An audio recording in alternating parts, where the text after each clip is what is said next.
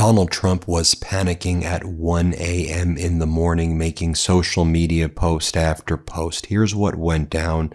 The United Arab Emirates shut down the Dubai airport and all its other major airports and said that Iran was launching ballistic missiles and drone strikes all over the UAE. Donald Trump saying, well, we're still in a ceasefire, so everything's fine. Let's just pretend that none of this is going on. Here's the message from the United Arab Emirates Ministry of Defense. Here's what they posted at around 1 a.m. The UAE's air defenses are currently dealing with missile and drone attacks originating from Iran, and the Ministry of Defense confirms that the sounds heard in various parts of the country are the results of UAE air defense systems intercepting ballistic missiles, cruise missiles, and drones.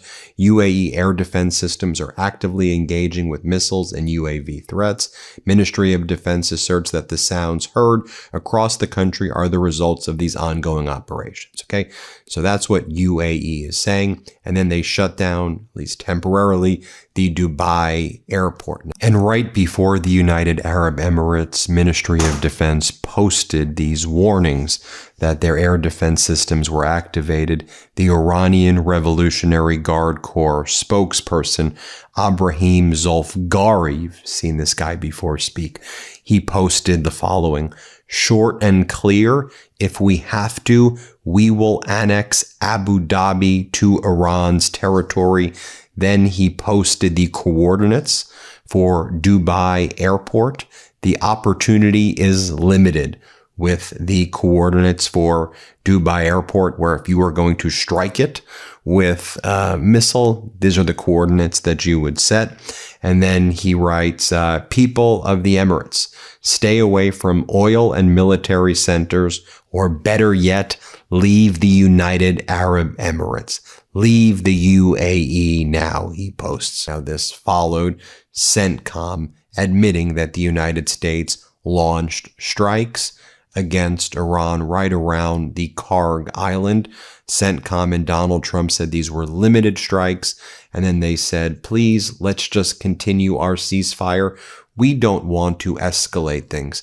The Trump version and the CENTCOM version of events is they were sending 3 naval destroyers through the Strait of Hormuz. When Iran started firing on these naval destroyers, the naval destroyers were untouched by Iran's fast boats. And then the United States Navy and Air Force quickly struck these targets in Qasem Island, or the Qasem port, rather, right around Karg Island. And the Trump regime says very successful operation. Iran says we saw these 3 naval destroyers. The fast boats of Iran went to neutralize them, started shooting at the naval destroyers. The destroyers left. They did fire on Qasem and other areas near Karg Island.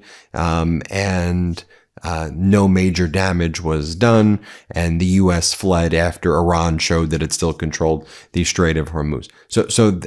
And then in response, at least the UAE is saying, then Iran's retaliating against UAE very, late last night or early in the morning, depending on what time, you're watching this. So what's Donald Trump doing? I mean, that's big news, right? That's a big story. Donald Trump putting these naval destroyers in the Strait of Hormuz, things escalating, right? Well, here's what Donald Trump posted at 1 a.m. It's posted 1 a.m. Hakeem Jeffries doubles down on maximum warfare rhetoric, tells critics, I don't give a damn. Then Donald Trump is citing Fox News. Actually, it's the interview that we did with Hakeem Jeffries that Fox keeps on talking about and Donald Trump keeps on talking about, where Hakeem Jeffries talks about maximum warfare in the sense of fighting the Trump regime in a political sense, fighting the Trump regime in winning the midterm elections and not giving an inch as the Trump regime engages in this racist, horrifically racist gerrymandering, which was blessed by the right-wing Supreme Court that gutted the entire Voting Rights Act. So now we see in states like Virginia, Alabama, other states, they're going to get rid of all black congressional districts to make sure black Americans have no voice, no vote, literally what the Civil Rights Act and what the Voting Rights Act was intended to prevent. But like what a baby Donald Trump is, right? At 1A, I mean, Donald Trump, who dishes it all of the time, says the most heinous and despicable and vile things about people. The moment someone like Democratic leader Hakeem Jeffries uses a term like maximum warfare in the sense of winning an election, Donald Trump clutches his pearls and he goes, "Oh my God, how could you say that?" And he posts it at 1 a.m. What a pathetic little loser he is, right? Just such a loser quality. But then Donald Trump posts, Trump stock market all-time high, the S&P 7,300. Yes, Donald, because most Americans are spiking the football that the S&P was 7,300. I'm sure that's how most Americans felt. Hell yeah. No, most Americans can't afford things right now. The average price of gas is about $4.50 a gallon nationwide. In many states, it's above $5 a gallon. In some states, it's above $6 a gallon. And the price of gas is only continuing to rise. The futures market of crude's about $103 per barrel. Americans can't afford homes, rent, groceries, clothing, anything. People are delinquent on their credit card bills, mortgage defaults and foreclosures are up 26% year over year. Farm foreclosures up, or farm bankruptcies up 50% in the Midwest, up 73%. Farm bankruptcies, jobs stagnant, job decreases nationwide. That's what most Americans are dealing with. But Donald Trump posting photos of gold statues, or what did Donald Trump do yesterday? He took the motorcade through the reflecting pool. The reflecting pool had all the water removed. Then Trump took his motorcade and then he like called the female reporter like a bitch. Did you see he like lipped like bitch because she asked him a question? Then Donald Trump started attacking the reporter. Why would you ask me this question? Do you like dirty water? Do you know what dirty water is? I mean, it was really weird. It was one of the strangest press conferences I'd ever seen. You just contrast that to like what the Iranian leaders are saying, who are treating what's happening like there's a war, because there is. You have the head of National Security Commission in Iran, Abraham Azizi, saying, making the same mistake again and again won't get you a different answer, only a stronger one. Respect the new maritime regime of Iran. The Iran Foreign Ministry spokesperson also says, if you see the lion's fangs protruding, do not imagine that the lion is smiling. You have the Iranian embassy in Sierra Leone and other social media accounts just mocking the Trump regime with photos like this. U.S. warships near Iranian territorial waters, or this social media post. Trump's account of tonight's events around the Strait of Hormuz is bizarre. To save face, no corner of fantasy land is evidently too deep for Donald Trump. America returning to Menab. That was one of the areas where America struck last night as well, which was also in the beginning of the war, the elementary school where the United States massacred the elementary school and killed the little girls. America returning to Menab tonight like a criminal revisiting the crime scene, except this time Iran answered the door. And so you have CENTCOM acting like America had this very successful mission in the Strait of Hormuz. Iran's side of events is, no, we repelled the United States naval destroyers that are no longer in the Strait of Hormuz. And then Iran evidently retaliated against the UAE and Dubai Airport and other international airports there are closed. The way I look at it, very simply, who controls the Strait of Hormuz right now? If the U.S. operation was successful, wouldn't the U.S. control the Strait of Hormuz and the cargo and tanker ships that are not getting out of the Strait of Hormuz start getting out? So if that doesn't happen, it's easy for me to see who's winning. That's the metric that I use right now. I see the Strait of Hormuz. I look at what the U.S. objectives were. None of them are met. Seems pretty simple to me. Meanwhile, Iran's national security analyst, Mahdi Mohammadi, who's with that negotiating team very close to MB Ghalibaf and Araghchi, he goes, the war has essentially not even ended before it begins anew. Iran controls both the passage and the choke point in the Strait of Hormuz. More importantly, across the entire Middle East, Iran will not permit the redeployment of America or the expansion of the Israeli regime's military presence to the east. A new order has been born. Economic pressure and siege will be met with a military response. Now, as I've said before, Donald Trump has really two options. Donald Trump can escalate, do a ground invasion, and unleash the full force of the United States military, which would also involve committing war crimes, which would also involve committing heinous acts, which would also result in thousands, perhaps tens of thousands or more of American troops dying. I don't support that at all. Let me be very clear where I stand. I condemn all of the Trump regime's genocide and war crimes. I condemn it in the strongest possible sense, but that's a path. That's option one. Option number two, the Trump regime can negotiate with Iran, make concessions, recognize that the U.S. did not win this war, create a deal that resembles Obama's deal that Donald Trump attacked, which we see was actually a pretty good deal. It'll probably be a weaker deal than Obama's non-nuclear deal. You probably have to also recognize some level of control of Iran over the Strait of Hormuz long term.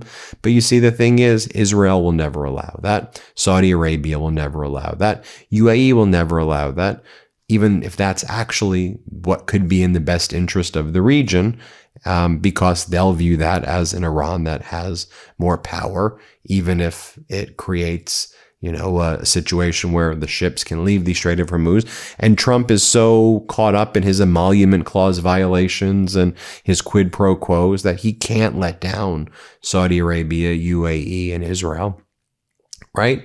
And so, we have this other path that Donald Trump just keeps a naval blockade of Iran's control of the Strait of Hormuz.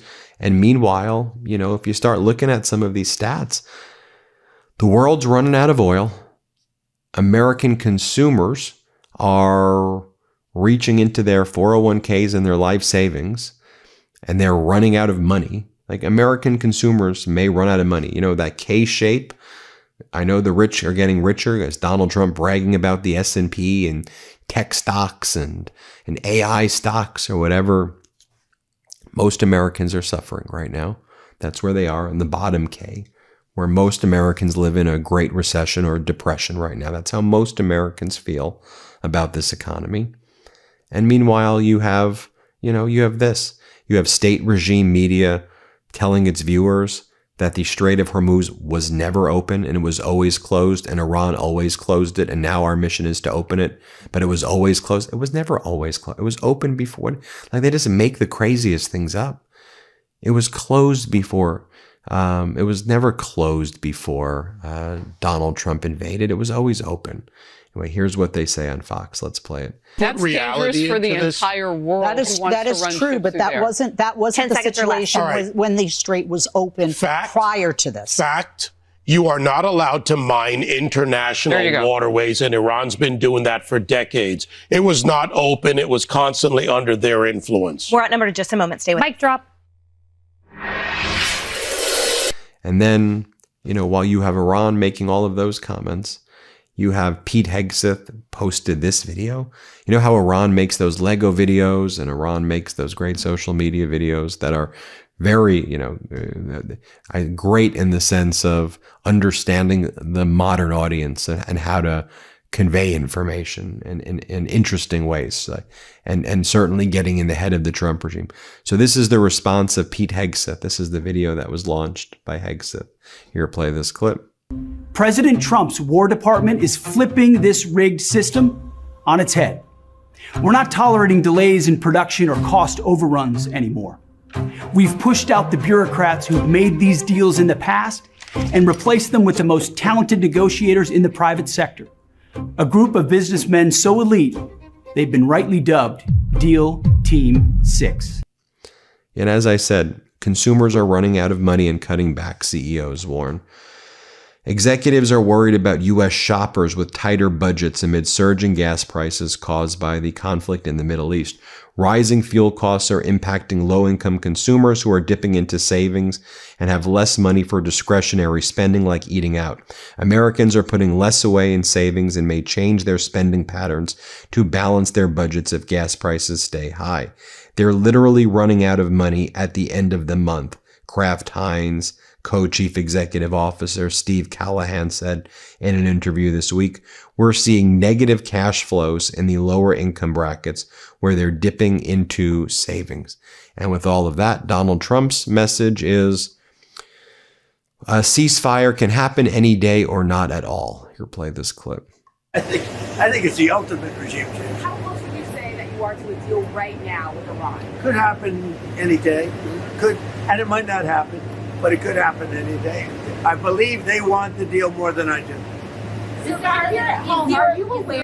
And then Donald Trump threatens nuclear annihilation of Iran. If they don't make a deal with us, you'll see one big glow coming out of Iran, which again is threatening more war crimes. Let's play it. President, after these strikes, is the ceasefire with Iran still on? Yeah, it is. It's they trifled with us today. We blew them away. They trifled. I call that a trifle. I'll let you know when there's no ceasefire. You won't have to know. If there's no ceasefire, you're not going to have to know. You're just going to have to look at one big glow coming out of Iran. And they better sign their agreement fast.